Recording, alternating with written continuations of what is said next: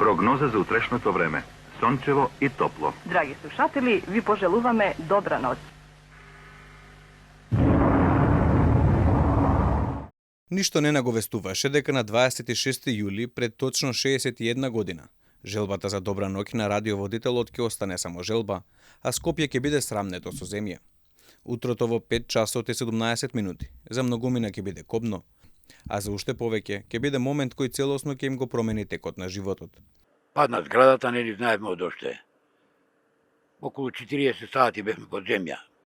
Под градските урнатени загинале повеќе од 1000 луѓе. Над 4000 биле повредени, додека пак повеќе од 200.000 останале без своите домови. Еден од нив е 77 годишниот Ристо Делев, кој на 16 годишна возраст бил заглавен под урнатините повеќе од 40 часа. Не знаеме што се дешава ништо.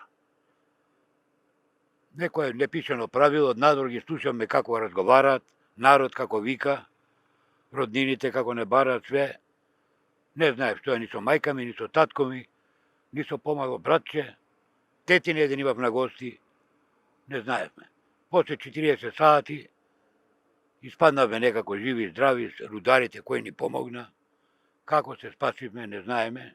Тој вели дека се обидел да копа за да излезе, но наместо тоа само ги повредил прстите. Останало да чека на спасувачите. Зборува Радио Скопје. Ви се јавуваме од импровизираното студио со својата прва емисија по катастрофалниот земјотрес, што утринава на 26 јули во 5 часот и 17 минути го снајде нашиот град. По поминати безмалку 2 дена под урнатините во целосен мрак, Ристо Делев дознал дека на кобниот ден загубил 5 членови на своето најблиско семејство. Кој спаднавме, знаеме више дека родителите ми се починати.